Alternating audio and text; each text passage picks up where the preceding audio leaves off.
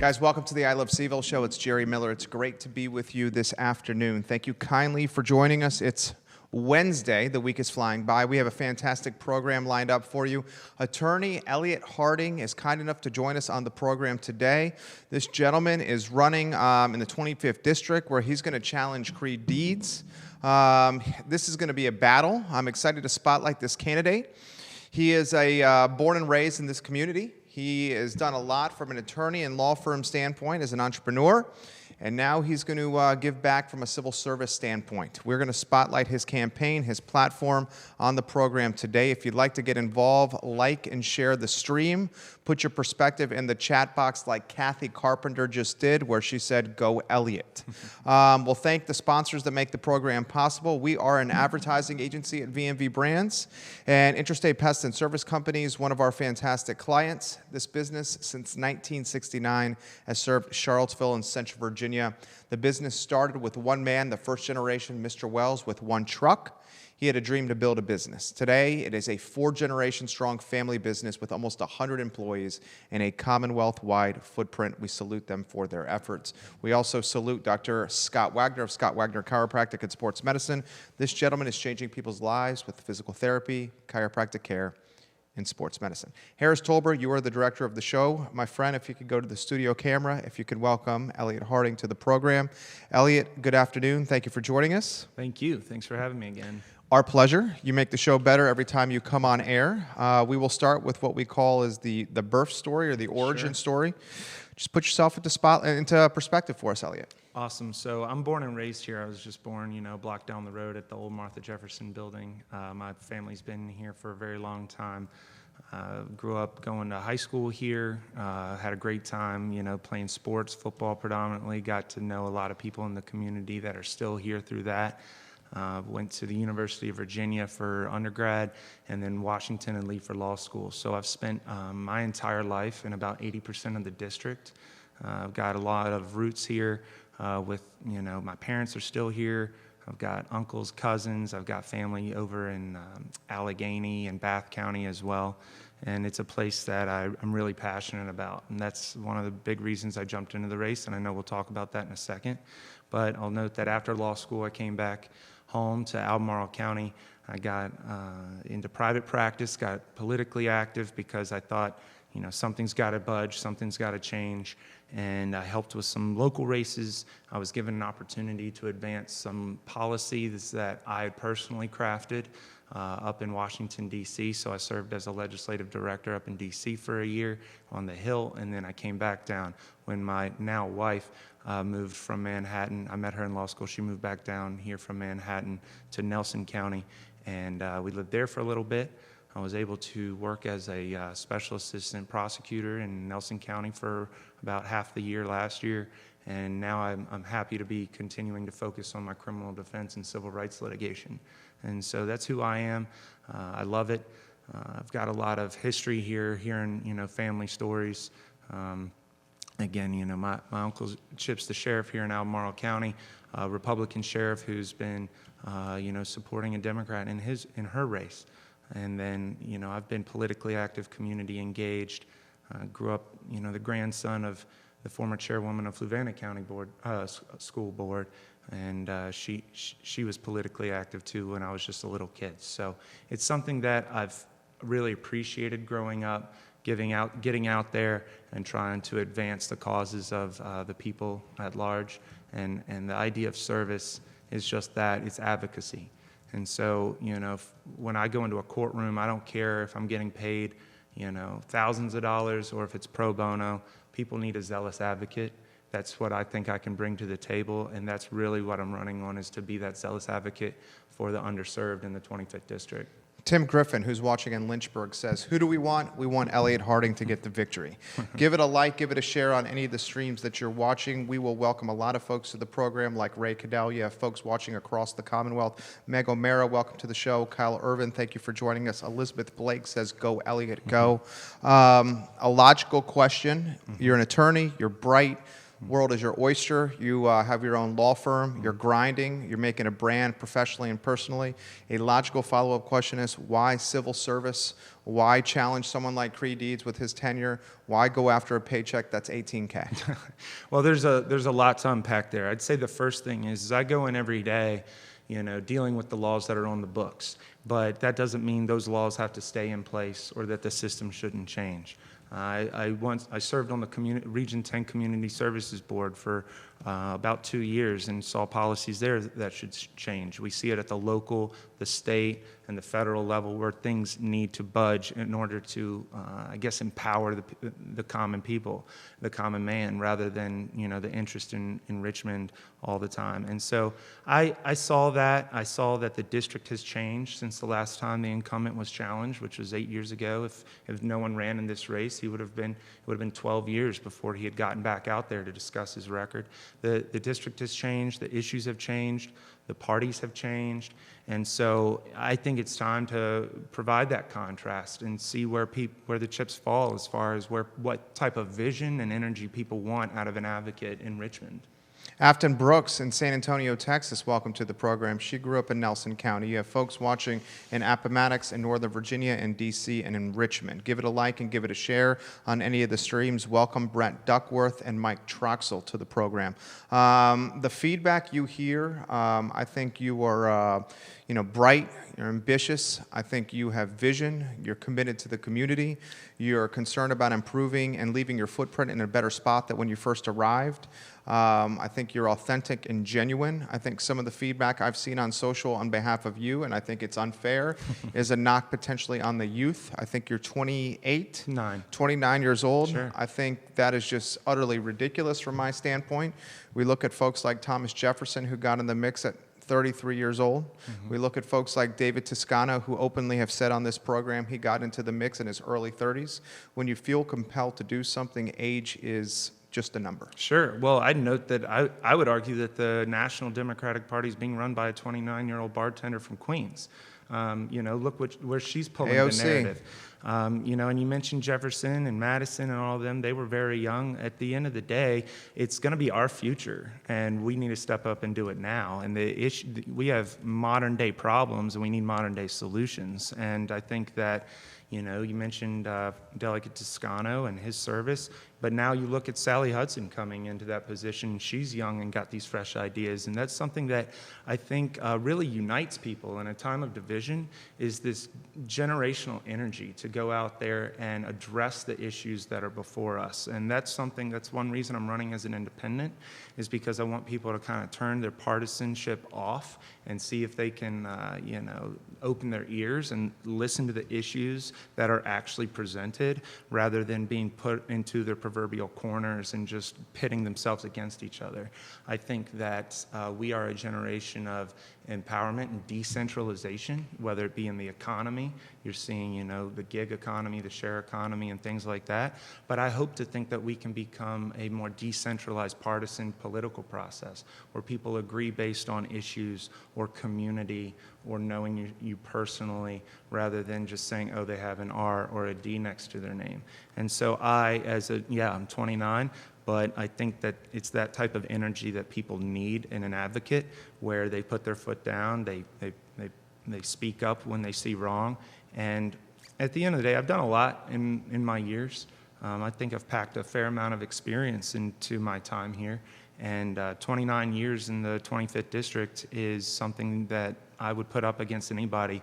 I would say that I know the district arguably better than most people in the 25th District. Teresa Woods is watching in Charlottesville. She says, I'm proud to support Elliott Harding. If you have a question, comment, anything you'd like to relay to the candidate, I'm happy to do so. Elizabeth Blake, Elliott did an amazing job as chair for the Albemarle County Republican Committee. Let me throw that to you.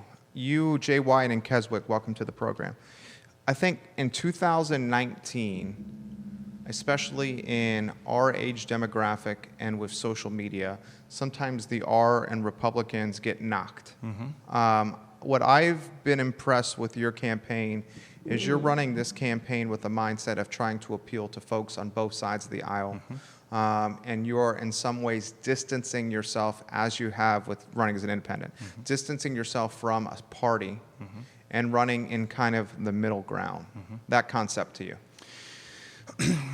Look, if you look at the principles of both parties, in theory, if you look at their creeds, they're not that different. If you look at the Republican Party's creed, it's something that a lot of people agree with.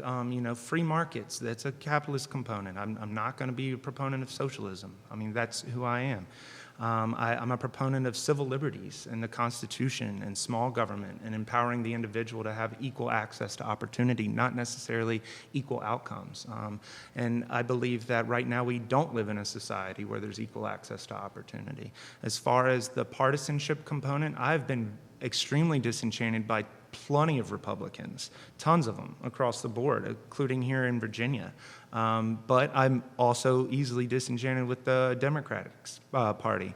And so here I am in Charlottesville, and I don't find that, I find that there are Democrats that are elected, whether they be to city council or to the General Assembly, and I see Republicans that are elected that both represent me in many respects, but don't in many respects. And so, my time as the GOP chair in Albemarle County, we did our best to grow membership. You mentioned a generational component. There's a generational divide within the Republican Party. Absolutely. It's in the numbers. And so I'm not leaving because I'm not, leaving a party or not leaving a party or anything like that. I'm just sitting here running on who I am, what my principles are, and I think it's something that as an independent, you can deliver that message in a much more palatable way. And I'll also note that as far as my opponent's concerned in this race, I'm to the left of the incumbent on a lot of issues, and I'm to the right of him on a lot of issues. And so I don't think party is an appropriate vehicle to address those issues. And I think that people are getting a little tired of the hyper polarization of the system. Undoubtedly tired of it. And that's a byproduct, a negative byproduct of social media. Hospitality entrepreneur Travis Wilburn, welcome to the program. Shannon Gilligan, one of the fantastic educators in the city of Charlottesville, welcome to the program. The show is live on 7 channels across the I Love CVille network. We have a number of comments coming in, which I will get to in a matter of moments. First, a comment from me. A lot of your ideology aligns with my ideology as a proud libertarian. How closely do you associate yourself with the Libertarian Party? Again, back to the party component, I'm not, I will seek the endorsement and support of anybody across the board. You like neutrality? I like neutrality because I'm a radical individualist. I think the individual is the ultimate minority, okay? I love that line. It's the truth, though. When you start boxing people according to physical characteristics or sexual orientation or any type of label, you really remove what is the heart and mind and soul of any individual. And so, as far as a label, I get it. I'm consider myself more of a, you'd call it a classical liberal, you could call it a, an older school conservative. Like a JFK? He had a lot of, JFK would be way too conservative to win any Way nomination. too conservative. Way too. Right. In 2019. 2019, he'd be booed off the stage, and so, Reagan was probably too liberal for today's Republican Party. Totally. And so we're in a time when things are shifting. The word conservative or progressive, it depends on who's using that defined term. When Kathy Galvin was running against Sally Hudson, people labeled her a conservative.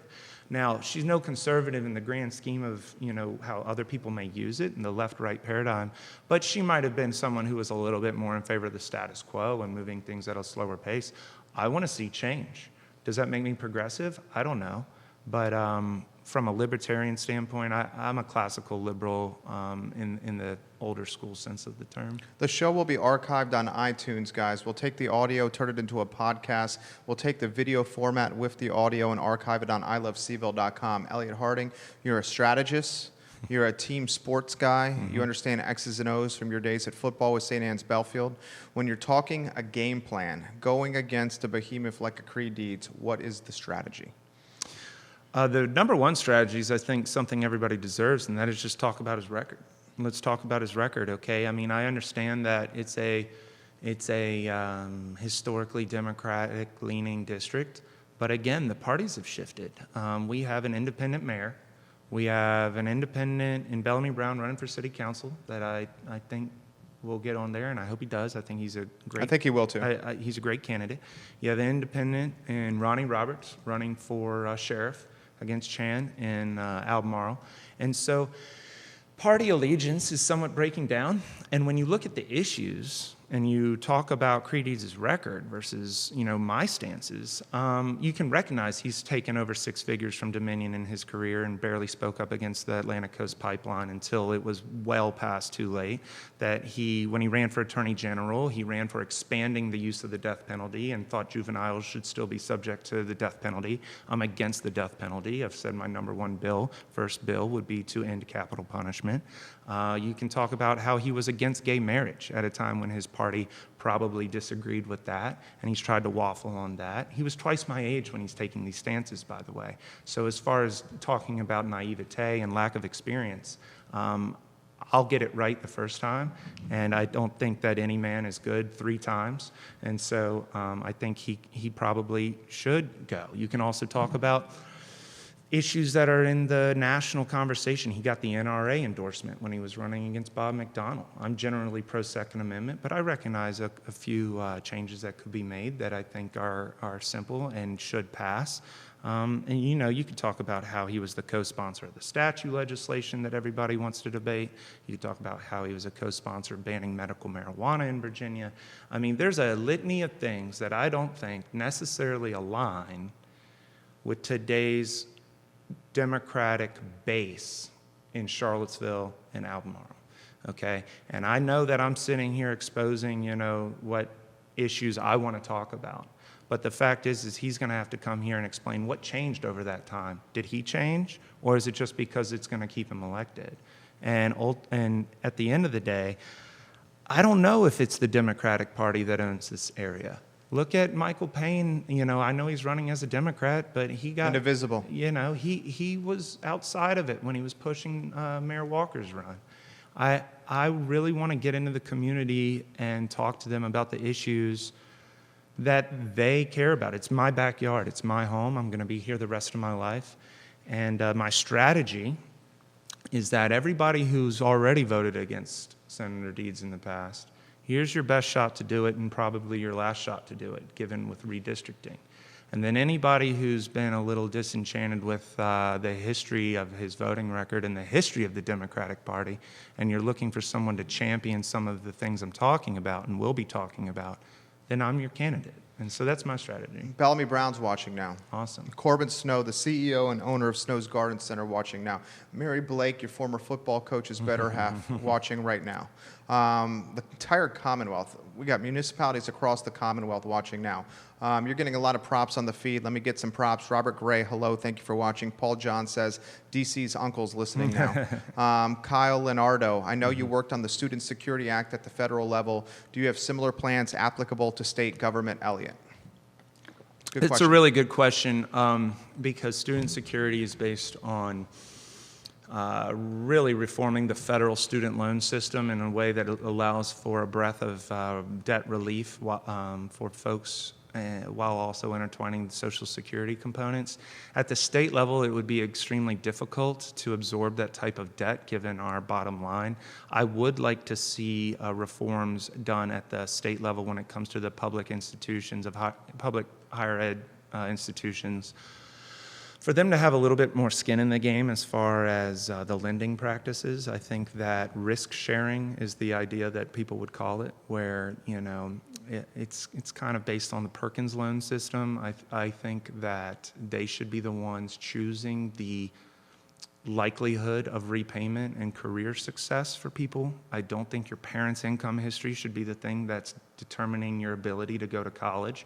I think the likelihood of you getting a job and graduating in 4 years and being able to pay back these loans, I think that that's something that the state level could, work with the public higher ed to really reform the lending practices from the institutional level. I will aggressively look to make sure tuitions aren't spiking and that those that fees aren't going anywhere else. I do commend the current members of the General Assembly for being able to prevent tuitions from going up this upcoming year. But we really got to do something else to change. I would like to see it where you're locked in for your 4-year rate. I think it's wrong that you enter into a 4-year institution under the guise of, I'm going to be here 4 years, and then they can jack up the rates the second, the third, and the fourth year. You're kind of already in at that point, and I think you should be locked in at your entry rate. But there's a lot to go after in that realm. Andrew Sneatherin watching the program. He was in the Democratic ticket in the 5th District a couple years ago. Now I believe one of the Commonwealth's attorney in Nelson County. Gerard Smith ran for Board of Supervisors, is watching right now. Welcome to the show, fellas. Thank you for sharing the program. Jay Wyant in Keswick, thank you for sharing the program. Afton Brooks in San Antonio. You're getting some props on the program from Andre Scales. You're doing a great job. Keep up the momentum, Elliott Harding. If you'd like to relay anything to the candidate, I'm happy to do it, just like I'm doing with Sarah Fontanelle. Eagleburger, keep up the great work, Elliott Harding. Jesse Rutherford, Elliott Harding, you're doing a hell of a job. We got to talk statues. Sure. You were in a Twitter conversation, and those can go in a lot of ways. You handled it extremely well. With a friend of this program, his better half is watching now, Matthew Gilligan. Sure. And this was on your initial stance as an attorney from a statue standpoint in Charlottesville, Virginia, specifically the statue in Lee Park, and its ties to a different time of our country's history. I'll start open-ended with that topic and then head in with some specifics. Sure. So the topic and the issue is a very loaded issue, It is right? very loaded. Here we are talking about it 3-4 years later. And it's particularly tough for you because you had the professional side as an attorney, and then you had the personal side as Elliott Harding, the man. Right. And I think the overarching position I take is Elliott Harding, somebody who's very tied to this community and sees it for its good and its bad. It's like a family, right? In the sense that you might have some skeletons in a closet, or somebody has, some issues along the way, and whether you like it or not, you got to deal with it. And you love it for all of its good parts, and you want to move past all the bad parts. As far as the statues are concerned, I joined the suit initially. Well, I'll say this: I joined the initial cause to not go after the statues, but to look at other ways of not just contextualizing. I mean, we can contextualize from 1850 to 1920 if you want, but Virginia's come so far since Robert E. Lee was riding around on Traveler. Look, we are the home of the first elected black governor in the United States, right? We have. I went to Washington and Lee University School of Law. That class had the first black class president in my class. Even this area, you see people like Paul Harris, who was the first black Republican member of the General Assembly since Reconstruction. We have a very complicated but forward-looking history here in Virginia. They're celebrating the 400 years right now in the General Assembly, and as we saw yesterday, one of the delegates stood up in protest of the president. And a lot of people from the right went in and attacked him, and I said, look, it's Virginia, it's where we come from. Honestly, had he done that 400 years ago, he would have been executed. Our state seal has a woman, driving that spear into tyranny, and it speaking up is good. But if we start tearing all these things down, and I personally disagree with the idea of tearing them down, okay, but I also understand the merit of a locality having a little bit of that decision. But I wouldn't go about it the way that legislation has been offered. And I'll note my opponent was a co-sponsor of the legislation that's protecting the statues. Localities do not have the decision or autonomy to do anything with these monuments. He's basically saying the city of Charlottesville cannot do anything with the monuments. It goes to the state level. Because Creigh Deeds co-sponsored that bill. And so I was involved in the suit up until the point that the court ruled that the statute did apply, that it does protect those memorials. And then I left the case because from my perspective, my work was done there. I think that I kind of saw the writing on the wall of where the case is trying to go. And I've talked to a lot of people from this community, my age, older, black, white, people that are from here. This was not an issue growing up for us, this statute debate. If you want to talk about racial inequality. Let's take the $700,000 that it would take to move that thing and put it into teachers and public defenders and, I don't know, doing our best to put people back on their feet. Let's do our best to make sure that people have the choice of going to a school system that works. Because, you see my opponent, he's been overseeing education policy and various policies for the last 20 going on 30 years in the General Assembly, but look at our racial disparity and achievement gap in Charlottesville City schools, right? I mean, if you really want to fix the institutional problems, removing something that no one was talking about until 3 years ago isn't going to do it. So that's a little bit where I come from. I think a lot of people in the community feel that way. If you were now, obviously, after August 12th, it's become something that everybody has to talk about and take a position on. But my view is pretty nuanced. I think that we need to recognize, I'll say this much too. I'll end it with this. We don't deserve the luxury of just being able to tear these things down and acting like everything's okay now. We have to live with what happened here.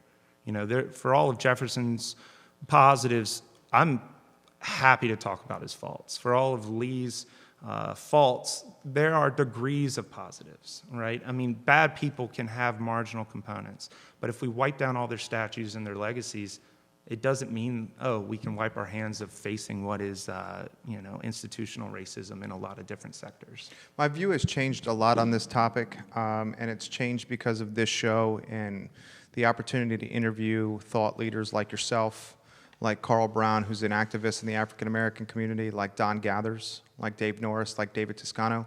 My stance today is the statues should have a component with them where we're memorializing an African-American historical leader right alongside the statues in the 100%. Same positions. 100%. Throw that topic. I mean, I petitioned, and some people might disagree with the guy that I was asking for a monument or memorial to go to, but I got a petition going at first to try to see if Julian Bond could have some recognition. I mean, the contrast, right, of having what was there with somebody here, in more contemporary times. And, I don't know if Dr. Bond might be the best person in the world, but he taught at UVA for 25 years and was the, very, very involved, head of the NAACP, helped found the SPLC, had a Supreme Court case about resistance back when he joined the General Assembly and legislator down in Georgia. I mean, he was a thought leader on these issues, and he might have hated my guts, but I don't know. He passed away, but as far as my stances are concerned, but that's not the point, right? The point is contrast and time and finding where we're at as a larger community. And I agree with you. Anybody that the community can rally behind would be great. There are a lot of figures to go with, and they don't have to just be from here. Robert E. Lee wasn't from here. I don't even know if he was really here that much at all, if at all. But there are figures from Virginia's history that are rich and strong, and whether they be black members of the community. We don't have any monuments hardly for women. That's another component. And there's a lot of folks that have gone on notice. I'm really happy with the portraits that they did of the downtown mall, on the by downtown the movie mall. theater. That's the type of stuff that we can rally behind, Absolutely. right? It's positive. And even if I disagree with, 12 people of the 120 they put up there, it's awesome to see that type of positive recognition. I think that's what brings people together, is moving forward. What he's talking about is on the Charlottesville Downtown Mall next to Violet Crown Cinema, the movie theater. There's a memorial that is memorializing individuals like Don Gathers, Dr. Wes Bellamy, like Antoine Brinson, the entrepreneur. I'm going to dot the I's and cross the T's from my standpoint on this topic. I mean, can you imagine the historical significance and the historical impact it would have if right next to the Robert E. Lee statue, we had a statue that memorialized an African-American woman from history? Right. That would take this park to another dynamic level that unifies the community. Well, yeah, if you really want to talk about it, someone that really goes unnoticed is Sally Hemings, right? If you look at the facts, when Jefferson was in the White House, she was in the place of potentially the first black first lady at the time. They weren't married, but at the end of the day, she was his love interest, and she was there playing host. And so, that's a figure that goes totally tossed to the side. No one talks about her. And if we have Martha Jefferson Hospital where I was born, I don't know why Sally Hemings and her role, in shaping Jefferson's influence and her own influence and the times shouldn't be recognized. But there are a litany of people. It doesn't have to be, 200, 250 years ago. It could be, Holly Edwards and her role in the more contemporary times. I mean, there's a lot of people to recognize in this community. We'll get to some of the comments from the feed, guys. We are live on 7 channels across the I Love CVille network. Derrick Barr says Mr. Deeds has not held a town hall meeting in the Allegheny Highlands in 11 years. How will you plan to interact with the extreme western part of the 25th District with such short amount of time? It's a good question. I'm going to be there as much as I can fit in over the next 97 days. I know for a fact that I'll be in Allegheny and Highland and Bath multiple times over the next couple of weeks. I'm going to be down there for the big Covington-Allegheny high school football game where thousands come up. It's a huge rivalry. You love football. Game. Oh yeah, it brings people together, and I'm sad to see that participation rates are dropping in some areas because it's one of those games that is not year round. It's not so. It's the ultimate team game. It's black, it's white, it's big, it's small. You can find a place on that team.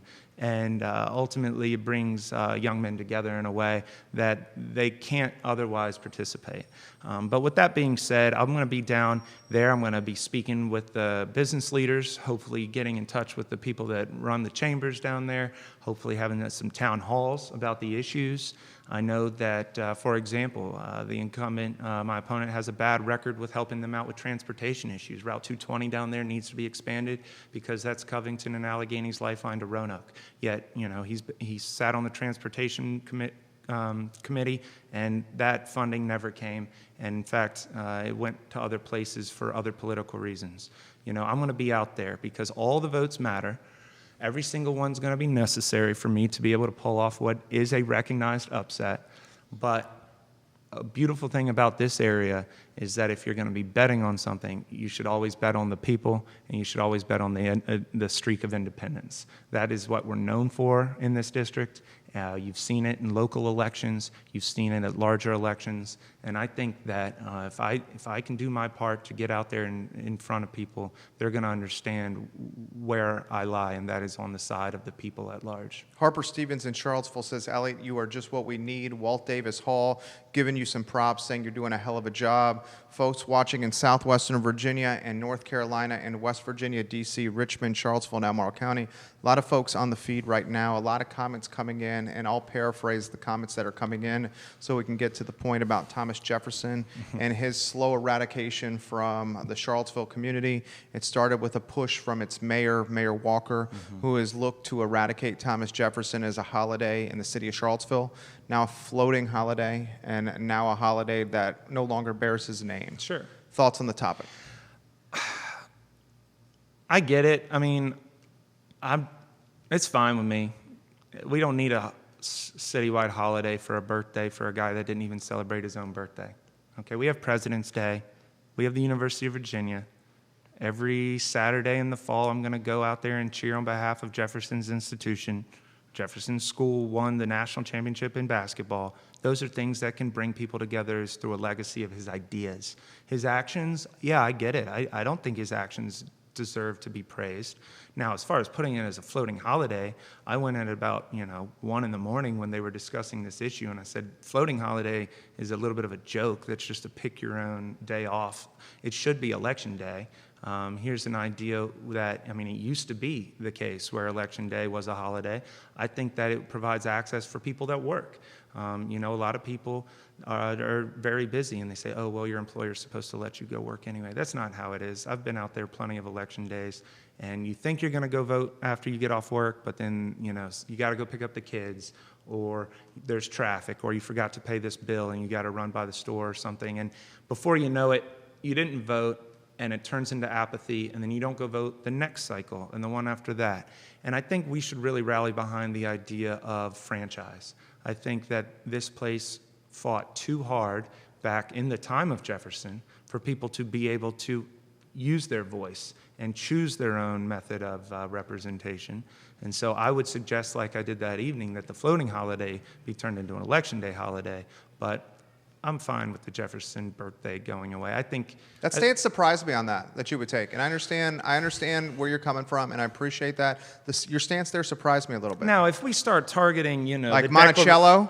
yeah, that's not going anywhere. That's a national. How about UVA? Yeah, no, the statues don't need to go anywhere. Again, for the same reasons we said. What's happening here is a larger undermining, and I'm not going to put these thoughts into Mayor Walker's point, okay, because some things are nuanced and some things are larger.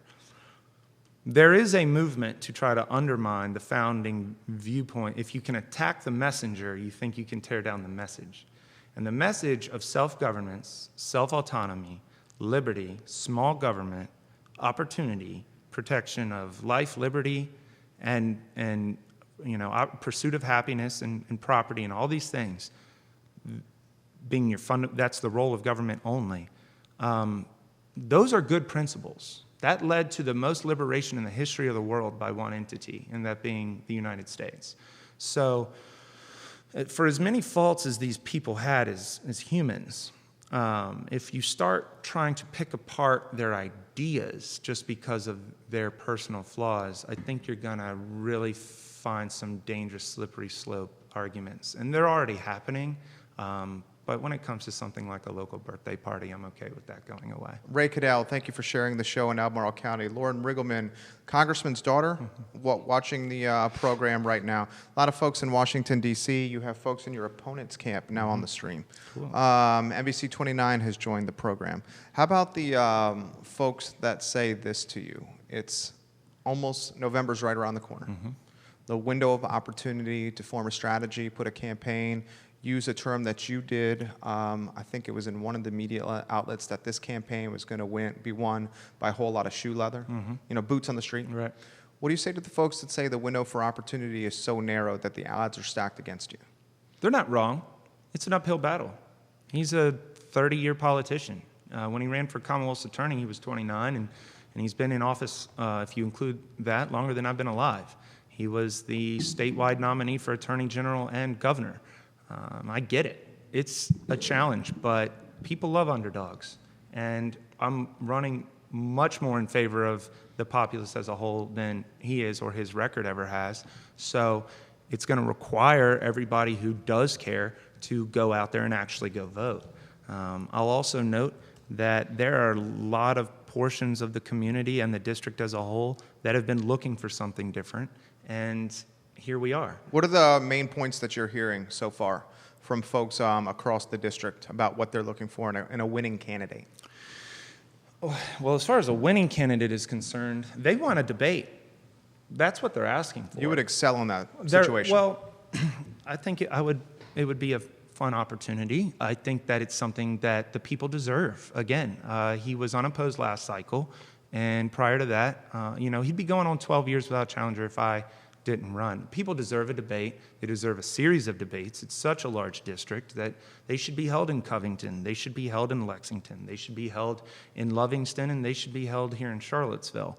But insofar as they don't get that debate, then that's on him for not wanting to do it. Not wanting to provide. Have you reached out to him about a debate? No, not yet. I think it's more of the host forum and the hosts and the organizations to do that.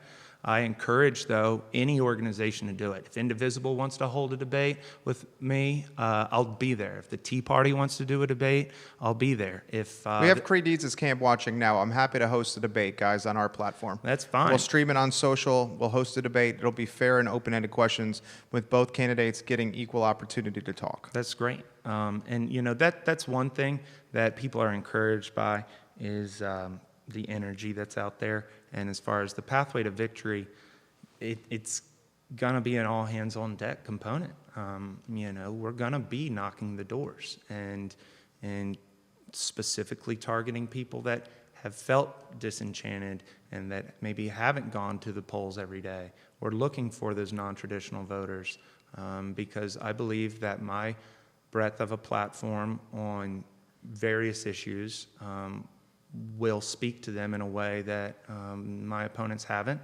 and honestly most politicians haven't. That's my big thing. It's not just about my opponent. I'm running as an independent to kind of break up the partisan stranglehold too, to break up the corporate domination of the regulations and laws that get passed in Richmond. I took the No Dominion pledge, even though I knew Clean Virginia endorsed him already.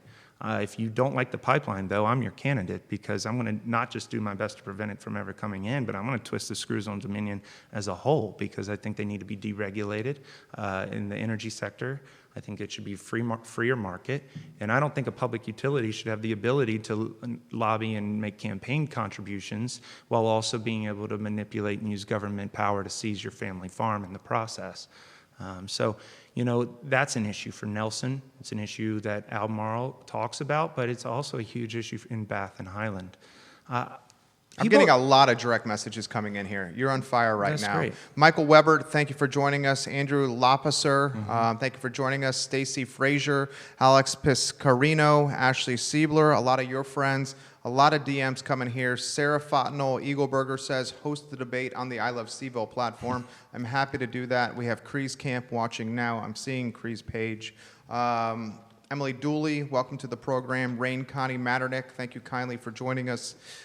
Give the show a like and a share. If you have a comment that you'd like to relay to the candidate, I will relay it to him. This question is coming up on a lot of the platforms, direct message, in the chat box. Afton Brooks has started the conversation about law enforcement, and we got a lot of folks asking about law enforcement, about reporting folks that are not legal to be in the community, legal to be in the country, Sure.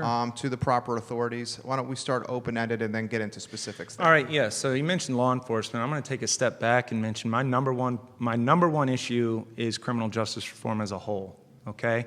I believe that is the precipice of state intervention in people's personal lives, and it's torn people down in a way that, yes, anybody can get stopped at any given time. You can be rich and get arrested and spend the rest of your life in prison, but it consumes those without a voice, those who are poor, those who are uneducated, don't have resources, those who are mentally ill, those who have addiction, and they never get back off their feet to be able to be back in there. And it crushes families. I mean, when you remove a breadwinner or a son or a brother or a daughter or a child and you take them out of the community, it ravages a community as a whole. And so there are litany. I could spend the rest of my life trying to enact the criminal justice reform that we need, but we're not going to, and I will do that in the Senate, but even that might not be enough to get to where we need to go.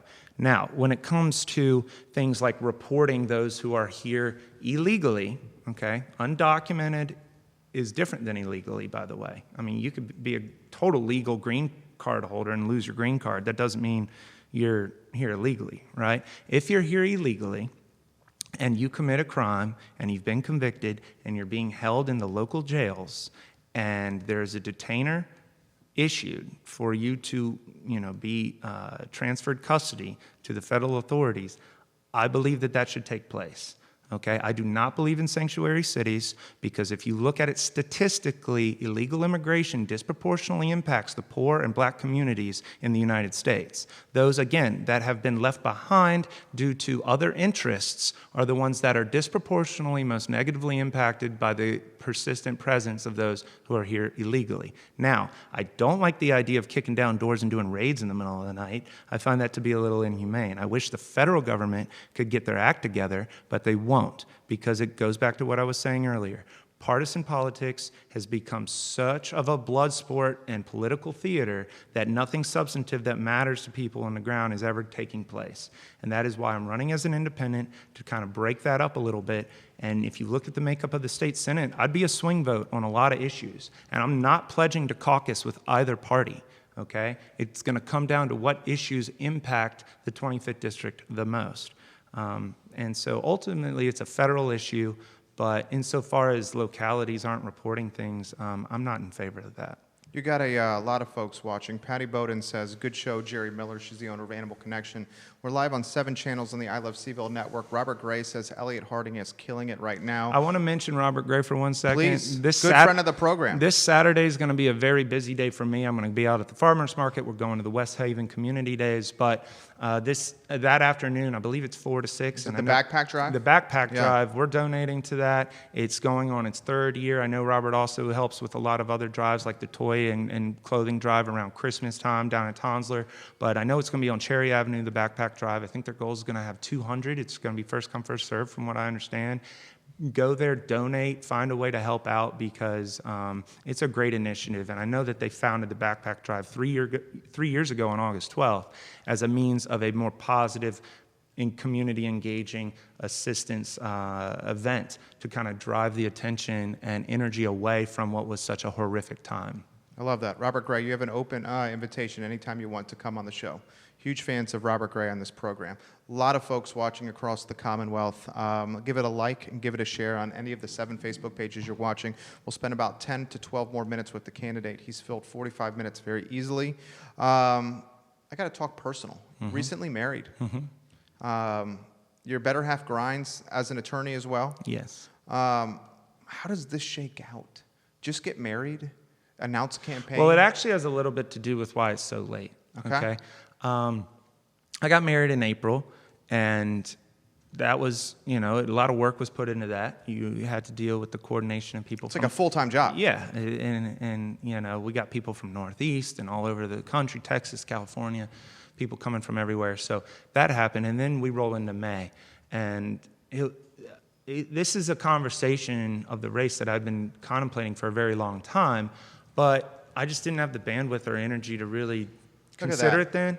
And Harris Tolber, the fantastic director, is showing your better half on screen right now. She's a pretty lady. Oh, yeah, and she's a genius, and she's a saint to put up with me. But and plus it would have been the most selfish thing in the world to try to consider something like this while we're focused on the most important day of our lives. And so afterwards, we sat down and we talked about it, and we went back and forth. But we found that there was support out there. I got the signatures that needed to be had. I got on the ballot, and it took, unfortunately, a month for the State Board of Elections to unanimously approve the remaining signatures I needed. So there was a stall, kind of a series of, a comedy of errors, but here we are. And it was so important. I went back and forth. It was so important that I think people hear the issues that need to be talked about. I mentioned criminal justice reform. I've mentioned the pipeline. I want to talk about education reform. I think property-based tax funding of schools is inherently based in redlining districts and white flight and putting people in public housing in specific areas. I find it racist in the sense that that was what was going on back then.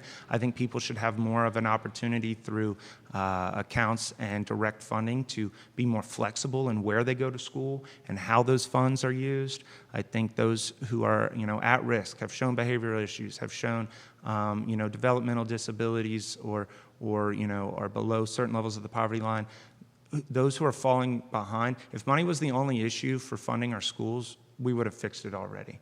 But I think that the people that are being broken down by the system need to have a little bit of flexibility in choosing a curriculum or an institution that fits them best. And then I'll note this is more of a generational thing. You were talking about that.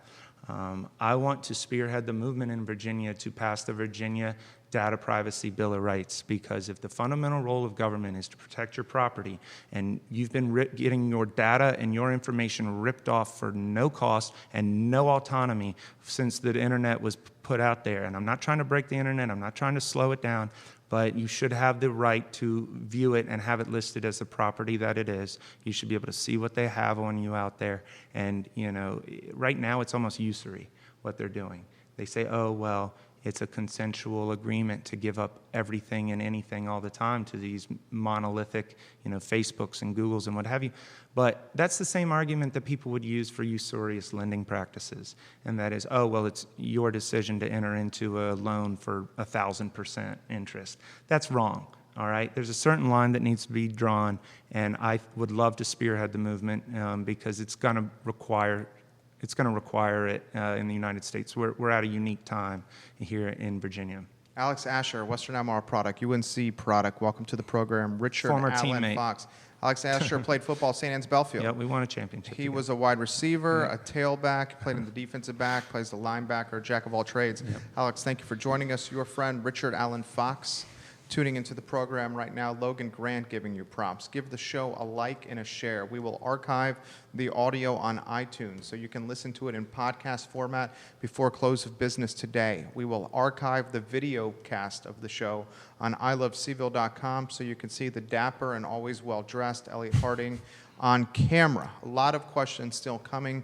I'm going to try to get to as many of them as possible, but we are conscious of the candidate's most precious commodity, which is his time. One of the things I like about your campaign and your stance is you are very much in favor of empowering localities and allowing them to make decisions from a local municipality standpoint as opposed to it going to the House or to Richmond and essentially having no autonomy. Right. We are seeing that firsthand at a micro level in Charlottesville with the statues, with so many other things. Right. Throw that topic to you. So if the issue is the Dillon rule versus the home rule in the system of does Richmond get to, does the locality only have the powers that Richmond give them versus can the locality have all the autonomy in the world? I believe in a little bit of a hybrid system because if you have a spotty patchwork of rules, it's bad for business uniformity and it's bad for people in general because they have no notice of what's going on, right? I mean, you shouldn't drive through one county and not know that, that was illegal. It should be something that is uniform so people can rely on a certain degree of stability. But I am against the overbearing nature of Richmond. I don't think it should require a consensus of the General Assembly to allow for a locality to, make dozens, hundreds of the decisions that localities would like to have. And so I believe that the localities should be able to opt out of certain requirements of Virginia. I don't think they should be able to raise the floor, meaning I don't think they should be able to impose new criminal laws that aren't coming out of Richmond. I don't think they should be able to impose higher restrictions or higher barriers of entry, but I think that they should be able to lower them in the name of flexibility and freedom and independence and efficiency. If they want to reduce the amount of red tape, the amount of expenditures, the amount of regulation or even portions of the criminal Get shit code, done. Right. And so I don't like the idea right now where you're, not to focus too much, but you see this whole movement of these prosecutors running on very criminal justice platforms, and they say, I'm just not going to prosecute like marijuana crimes anymore. That's not the way to go about it. That's the law. You should change the law. You don't get to just cherry pick. You don't just get to opt out because then there's an over-concentration of reliance and dependence on that one individual in that office. Just get rid of the law, or at least let the localities get out of the law, right? And so to your point, I want to see the powering down. I also think schools should have more flexibility in their curriculums. We're over-standardized with the SOLs. It's just become test after test after test, and it really discourages critical thinking and independent thought, and one size does not fit all. So I could talk about local autonomy all day, but I'm a strong advocate for changing up the current Dillon versus home rule dynamic. Summer Sage, thank you for sharing the show. Richard Fox has got some commentary that we're going to get to here in a matter of moments. Creigh Deeds' camp, who's watching the program. Like I mentioned before, I'm happy to offer both of you guys an opportunity to showcase your platform. We're also happy to host a debate here at our I Love CVille studios. Richard Fox, first let me get to Afton's question. If you win, Elliott, and I'm impressed by you, she says, where do you see yourself in 10 years? Basically, the question is this like a stepping stone type of plan? That's a fair question. I can't say. I don't know. I can't predict that far. I mean, my wife might say that's enough of this, or we might get a job opportunity to move away. This isn't a full-time career, but I can tell you that I can't make all the change that's necessary in 10 years in one position. I hope to be able to build a coalition across all parties. My first endorsement I rolled out yesterday is a Democrat, by the way, a current sitting elected Democrat. And the party really doesn't like that. Neither party likes that. But Moselle Booker, former principal here in Charlottesville City Schools at multiple of the elementary schools. One of the guys that was at your campaign announcement, Don Gathers, is a fixture in the Democratic Party in Charlottesville. Don is your friend. Is my friend, one of my brothers, deacon at my church. And, as far as the amount of change that's necessary, it's not all going to be done in 10 years. We've seen an over-centralization and concentration of power and influence and state authority that's been building for almost at least a century, maybe, more than that, but several decades. So as far as me, I can't speak to that. And ultimately, the districts are going to get redrawn, and the people might not like me, after 4 or 8 years. I'm not going to sit here and say the districts are going to be so different. So different. I think Senator Deeds is going to get drawn out of his district. There's no way that Bath County and Charlottesville are going to be in the same district 2 years from now. And I support the independent commission, by the way, the redrawing stuff. Gerrymandering has really disenfranchised people. The 5th is a good example. The 5th is the 5th district, congressional district, is a great example. The 25th district is bizarrely drawn. I also support ranked choice voting. I hope to break up the partisan construct that way as well. Sally Hudson. Yeah, I think Senator Deeds very well may support that too. I don't want to speak on his behalf, but we can find common ground. There are a lot of Democrats out there that I think are open to voting my way, and a lot of Republicans that might be frustrated with my more libertarian laissez-faire views on what should be restricted or allowed. But 10 years from now, we'll see. I can't make any commitment. Derek Rush, Elliott, you're dropping facts. Let me get to Richard's comments and then give you a final word to close. We're almost 60 minutes in. Richard says, Creigh Deeds is governed with hypocrisy and lies and has gotten away with it because no one has challenged him. He's a man who has voted against the interests of those he is supposed to represent. Elliott can go into more depth, but his platform is truly one that empowers people. This show archived in totality on ilovecville.com, the video cast. We'll take the audio and archive it on iTunes with the I Love CVille Show so you can put your earbuds in and listen to the candidate. Why don't we give you an opportunity to go anywhere you want? I'll say this. I'm going to be here after this race. I'm going to be here the rest of my life. If I was running thinking this was going to be a slam dunk or that I was going to somehow outraise my opponent, I wouldn't be doing it. If I was running to further some career long term, I probably would have tried to do it on a party platform because that's the safer way to go and make friends along the way. But that's not who I answer to. I'm going to always answer to my neighbors. I'm going to always answer to the only district I've ever lived in, the only district I hope to ever live in. And, if you want to see a new voice, if you want to see a fresh perspective, if you think that 20-odd years going on 30 years in public office is just a little too long and that Virginia has shifted, if you're frustrated at your party for letting you down every single time when they say they're going to do one thing and then they don't, if you are tired of not being heard by the other party, if you're tired of corporate influence and the ever-expanding role of government in your life where you just get frustrated about how hard it is to, start a business or get the education that you want for your child or make sure a pipeline's not going through your backyard, I'm the candidate that you need to be choosing. And my opponent very well might be coming in and saying things have changed over time, that his views on particular things have changed over time, but I think the seat should finally change this time. And I think, again, no man's good 3 times. And, she mentioned 10 years. I probably wouldn't be good 3 times either. But this is a race about raising your voice and finally speaking truth to power. And November 5th is going to be here. But if you're around on Friday evening, we have our launch kickoff party from 5 to 7 p.m. at Wood Ridge Farm Brewery down in Nelson County. Yeah. It's a beautiful place from 5 to 7 on Saturday. And if you can't be there, there are going to be plenty of other events in Central Virginia over the next 90-some days. I love it. You crushed it today. I'm grateful for your time. Thank you.